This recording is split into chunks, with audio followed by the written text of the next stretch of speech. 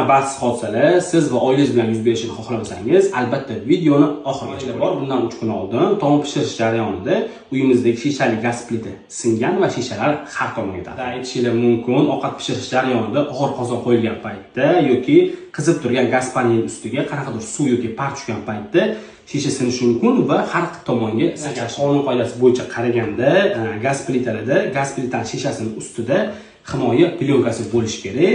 Bu qachonki shisha singanda sizlarni shisha zarrachalaridan, ya'ni ko'zingizga kirib ketishdan, qo'llarni kesib ketishidan yoki bolada uyda bolanglar bo'lgan paytda bolalarga tegib ketishdan yoki bolalarning ko'ziga kirib ketishdan saqlaydi. Ya'ni himoya plyonkalar bo'lishi shart.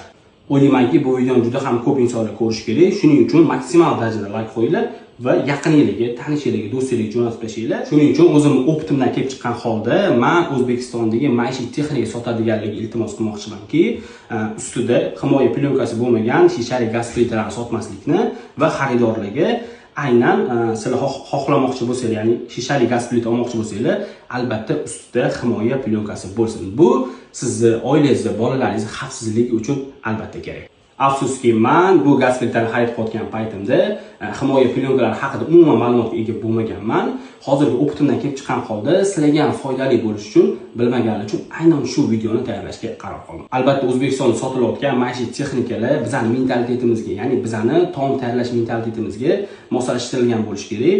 Ya'ni uzoq vaqtga chidamli. Ya'ni siz qachonki ovqat qilgan paytingizda, masalan, xalidingiz 6 soat, 8 soat davomida ham qaynatgan paytingizda agar shishali gaz paneli bo'lsa, albatta bu yorilib ketishi kerak emas. Bu normal holat emas.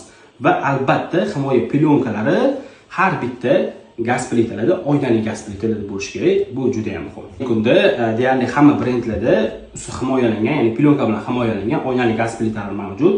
Sizlar bemalol xarid qilsanglar bo'ladi, o'zingizga yoqqan brenddan. Va meni videoyim tagida kommentda yozgan tarafkashlarga murojaat qilmoqchiman. Ya'ni ayb o'zingizlarda ehtiyotkorsizlik qilganlarga murojaat qilmoqchiman.